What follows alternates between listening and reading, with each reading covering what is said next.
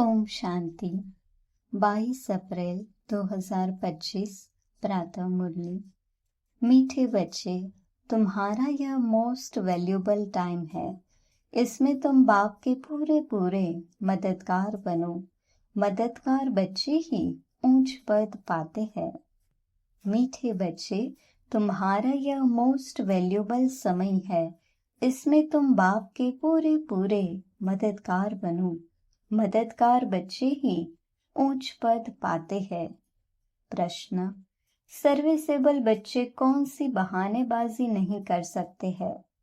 Serviceable बच्चे कौन सी बहानेबाजी नहीं कर सकते हैं? सर्विसेबल बच्चे ये बहाना नहीं करेंगे कि बाबा यहाँ गर्मी है, यहाँ ठंडी है, इसलिए हम सर्विस नहीं कर सकते हैं। थोड़ी गर्मी हुई या ठंडी पड़ी तो नाजुक नहीं बनना है, ऐसे नहीं, हम तो सहन ही नहीं कर सकते हैं। इस दुख धाम में दुख सुख, गर्मी सर्दी, निंदा स्तुति सब सहन करना है, बहानेबाजी नहीं करनी है। गीत: धीरज धर मनुआ। ओम शांति। बच्चे ही जानते हैं कि सुख और दुख किसको कहा जाता है। इस जीवन में सुख कब मिलता है और दुख कब मिलता है, सो सिर्फ तुम ब्राह्मण ही नंबरवार पुरुषार्थ अनुसार जानते हो। यह है ही दुख की दुनिया। इनमें थोड़े टाइम के लिए दुख सुख स्तुति निंदा सब कुछ सहन करना पड़ता है। इन सब से पार होना है। कोई को थोड़ी गर्मी लगती तो कहते हम ठंडी में रहे। अब बच्चों को तो गर्मी में अथवा ठंडी में सर्विस करनी है ना। इस समय या थोड़ा बहुत दुख भी हो तो नई बात नहीं, यह है ही दुख धाम। अब तुम बच्चों को सुखधाम में जाने लिए पूरा पुरुषार्थ करना है। यह तो तुम्हारा मोस्ट वैल्यूबल समय है, इसमें बहाना चल न सके। बाबा सर्विसेबल बच्चों के लिए कहते हैं, जो सर्विस जानते ही नहीं वह तो कोई काम के नहीं। यहाँ बाप आए है भारत को तो क्या, विश्व को सुखधाम बनाने। तो ब्राह्मण बच्चों को ही बाप का मददगार बनना है। बाप आया हुआ है तो उनकी मत पर चलना चाहिए। भारत जो स्वर्ग था सो अब नर्क है, उनको फिर स्वर्ग बनाना है। यह भी अब मालूम पड़ा है। सतयुग में इन पवित्र राजाओं का राज्य था, बहुत सुखी थे।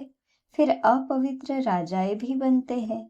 ईश्वर अर्थ दान पुण्य करने से तो उनको भी ताकत मिलती है। अभी तो है ही प्रजा का राज्य, लेकिन यह कोई भारत की सेवा नहीं कर सकते। भारत की अथवा दुनिया की सेवा तो एक बेहद का बाप ही करते हैं। अब बाप बच्चों को कहते हैं, मीठे बच्चे अब हमारे साथ मददगार बनो। कितना प्यार से समझाते हैं। देही अभिमानी बच्चे समझते हैं, देह अभिमानी क्या मदद कर सकेंगे, क्योंकि माया की जंजीरों में फंसे हुए हैं। अब बाप ने डायरेक्शन दिया है कि सबको माया की जंजीरों से, गुरुओं की जंजीरों से छुड़ाओ। तुम्हारा धंधा ही यह है। बाप कहते हैं, मेरे जो अच्छे मददगार बनेंगे पद भी वह पाएंगे। बाप खुद सम्मुख कहते हैं, मैं जो हूँ जैसा हूँ, साधारण होने के कारण मुझे पूरा नहीं जानते हैं। बाप हमको विश्व का मालिक बनाते हैं, यह नहीं जानते। यह लक्ष्मी नारायण विश्व के मालिक थे, यह भी किसको पता नहीं है। अभी तुम समझते हो कि कैसे इन्होंने राज्य पाया, फिर कैसे गवाया। मनुष्यों की तो बिल्कुल ही तुच्छ बुद्धि है। अब बाप आए हैं सबकी बुद्धि का ताला खोलने, पत्थर बुद्धि से पारस बुद्धि बनाने। बाबा कहते हैं, अब मददगार बनो। लोग खुदाई खिदमतगार कहते हैं, परंतु मददगार तो बनते ही नहीं। खुदा आकर जिनको पावन बनाते हैं उनको ही कहते कि अब औरों को आप समान बनाओ, श्रीमत पर चलो। बाप आए ही है पावन स्वर्गवासी बनाने। तुम ब्राह्मण बच्चे जानते हो, यह है मृत्युलोक।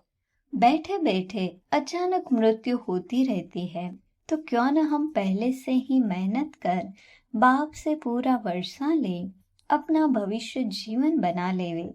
मनुष्यों की जब वानप्रस्थ अवस्था होती है तो समझते हैं अब भक्ति में लग जाएं। जब तक वानप्रस्थ अवस्था नहीं है तब तक खूब धन आदि कमाते हैं। अभी तुम सबकी तो है ही वानप्रस्थ अवस्था, तो क्यों ना बाप का मददगार बन जाना चाहिए।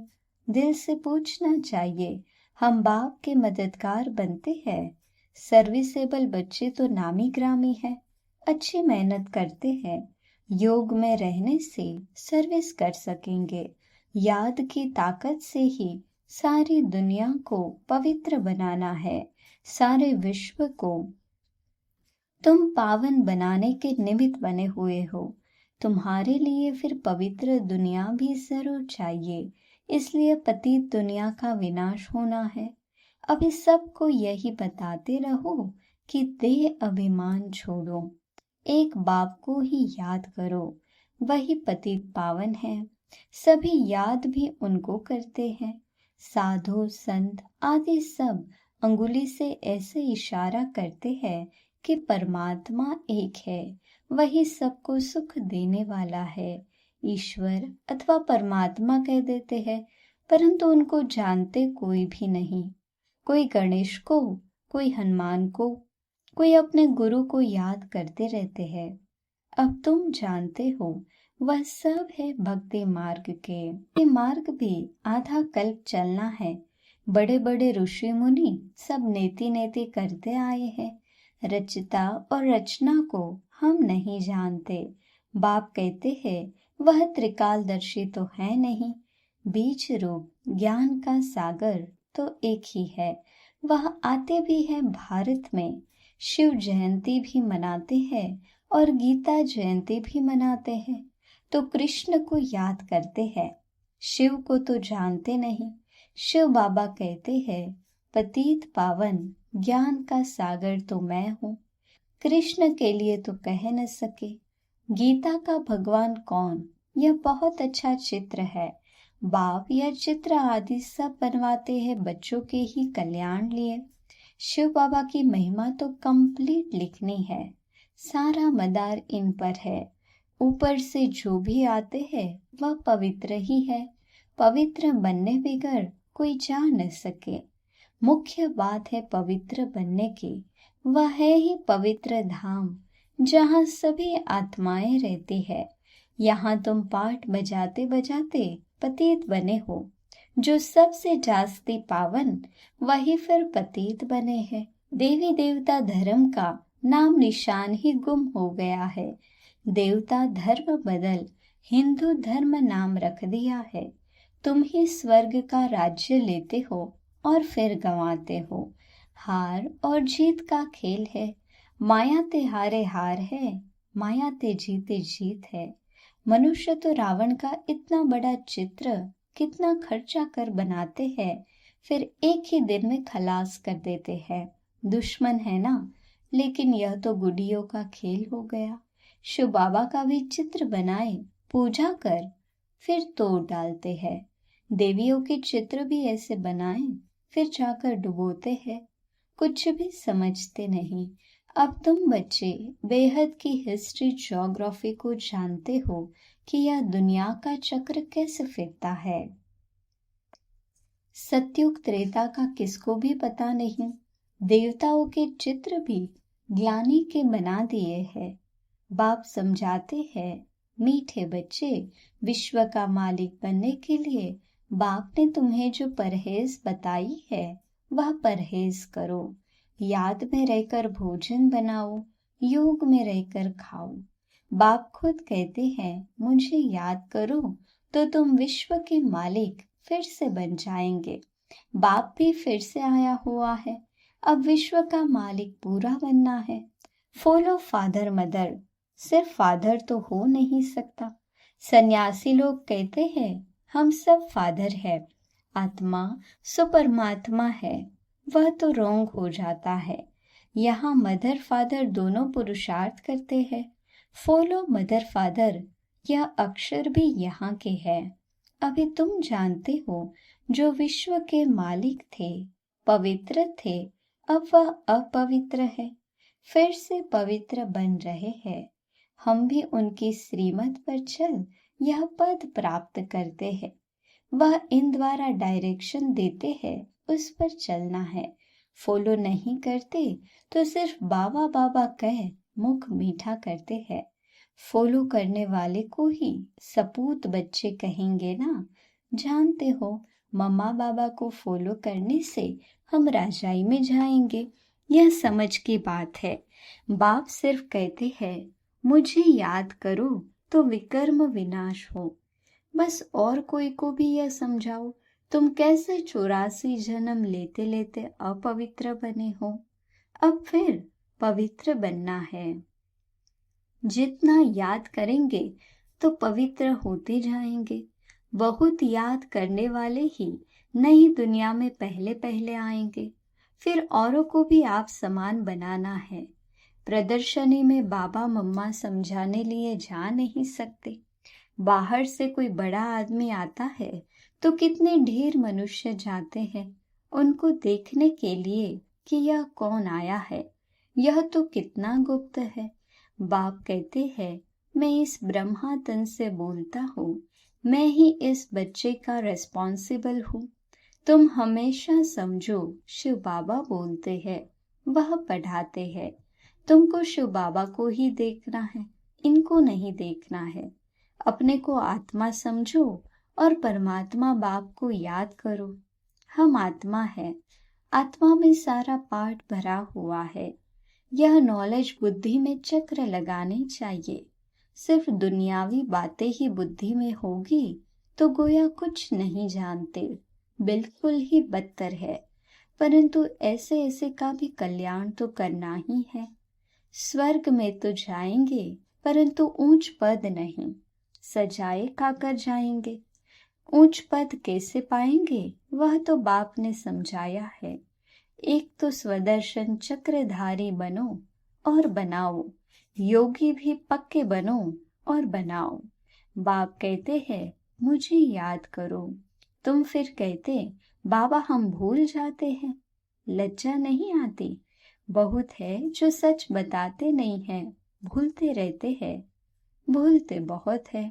बाप ने समझाया है कोई भी आए तो उनको बाप का परिचय दो। अब 84 का चक्र पूरा होता है, वापस जाना है। राम गयो रावण गयो, इसका भी अर्थ कितना सहज है। जरूर संगम युग होगा जबकि राम का और रावण का परिवार है। यह भी जानते हो सब विनाश हो जाएंगे, बाकी थोड़े रहेंगे। कैसे तुमको राज्य मिलता है वह भी थोड़ा आगे चल सब मालूम पड़ जाएगा। पहले से ही तो सब नहीं बताएंगे ना, फिर वह तो खेल हो न सके। तुमको साक्षी हो देखना है, साक्षात्कार होते जाएंगे। इस 84 के चक्र को दुनिया में कोई नहीं जानते। अभी तुम बच्चों की बुद्धि में है। हम वापस जाते हैं। रावण राज्य से अभी छुट्टी मिलती है, फिर अपनी राजधानी में आएंगे। बाकी थोड़े रोज है। यह चक्र फिरता रहता है ना, अनेक बार यह चक्र लगाया है। अब बाप कहते हैं जिस कर्म बंधन में फंसे हो उनको भूलो। गृहस्थ व्यवहार में रहते हुए भूलते जाओ। अब नाटक पूरा होता है, अपने घर जाना है। इस महाभारत लड़ाई बाद ही स्वर्ग के गेट खुलते हैं। इसलिए बाबा ने कहा है यह नाम बहुत अच्छा है, गेटवे टू हेवन। कोई कहते हैं लड़ाइयाँ तो चलती आई है। बोलो मुसलों की लड़ाई कब लगी है? यह मुसलों की अंतिम लड़ाई है। 5000 वर्ष पहले भी जब लड़ाई लगी थी तो यह यज्ञ भी रचा था। इस पुरानी दुनिया का अब विनाश होना है, नई राजधानी की स्थापना हो रही है। तुम यह रूहानी पढ़ाई पढ़ते हो राजाई लेने के लिए। तुम्हारा धंधा है रूहानी, जिस्मानी विद्या तो काम आनी नहीं है, शास्त्र भी काम नहीं आएंगे, तो क्यों न इस धंधे में लग जाना चाहिए। बाप तो विश्व का मालिक बनाते हैं, विचार करना चाहिए कौन सी पढ़ाई में लगे। वह तो थोड़े डिग्रियों के लिए पढ़ते हैं, तुम तो पढ़ते हो राजाई के लिए। कितना रात दिन का फर्क है। वह पढ़ाई पढ़ने से भूगरे यानी चने भी मिलेंगे या नहीं पता थोड़ी है। किसका शरीर छूट जाए तो भूगरे भी गए। यह कमाई तो साथ चलने की है, मौत तो सिर पर खड़ा है। पहले हम अपनी पूरी कमाई कर लेवे। यह कमाई करते करते दुनिया ही विनाश हो जानी है। तुम्हारी पढ़ाई पूरी होगी तब ही विनाश होगा। तुम जानते हो जो भी मनुष्य मात्र है उनकी मुट्ठी में है भूगरे, उसको ही बंदर मिसल पकड़ बैठे हैं। अब तुम रत्न ले रहे हो। इन भूगरों यानी चनों से ममत्व छोड़ो। जब अच्छी रीति समझते हैं तब भूगरों की मुट्ठी को छोड़ते हैं। यह तो सब खाक हो जाना है। अच्छा, मीठे मीठे सिकिलधे बच्चों प्रति माता पिता बाप दादा का याद प्यार और गुड मॉर्निंग।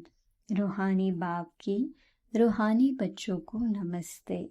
हम रूहानी बच्चों की रूहानी बाप दादा को याद प्यार गुड मॉर्निंग और नमस्ते। धारणा के लिए मुख्य सार। पहली पॉइंट, रूहानी पढ़ाई पढ़नी और पढ़ानी है। अविनाशी ज्ञान रत्नों से अपनी मुट्ठी भरनी है। चनों के पीछे समय नहीं गंवाना है। दूसरी पॉइंट, अब नाटक पूरा होता है, इसलिए स्वयं को कर्म बंधनों से मुक्त करना है। स्वदर्शन चक्रधारी बनना और बनाना है। मदर फादर को फॉलो कर राजाई पद का अधिकारी बनना है।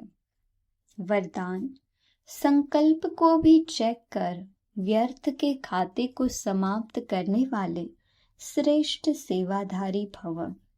संकल्प को भी चेक कर व्यर्थ के खाते को समाप्त करने वाले श्रेष्ठ सेवाधारी भव। श्रेष्ठ सेवाधारी वह है जिसका हर संकल्प पावरफुल हो। एक भी संकल्प कहाँ भी व्यर्थ न जाए, क्योंकि सेवाधारी अर्थात विश्व की स्टेज पर एक्ट करने वाले सारे विश्व आपको कॉपी करती है। यदि आपने एक संकल्प व्यर्थ किया तो सिर्फ अपने प्रति नहीं किया, लेकिन अनेकों के निमित्त बन गए। इसलिए आप व्यर्थ के खाते को समाप्त कर श्रेष्ठ सेवाधारी बनो। स्लोगन, सेवा के वायुमंडल के साथ बेहद के वैराग्य वृत्ति का वायुमंडल बनाओ। सेवा के वायुमंडल के साथ बेहद के वैराग्य वृत्ति का वायुमंडल बनाओ। अव्यक्त इशारे कंबाइंड रूप की स्मृति से सदा विजयी बनो। संगम युग है ही कंबाइंड रहने का युग। बाप से अकेले हो नहीं सकते, सदा के साथी हो। सदा बाप के साथ रहना अर्थात सदा संतुष्ट रहना। बाप और आप सदा कंबाइंड हो तो कंबाइंड की शक्ति बहुत बड़ी है। एक कार्य के बजाय 1000 कार्य कर सकते हो, क्योंकि 1000 भुजाओं वाला बाप आपके साथ है। अच्छा, ओम शांति।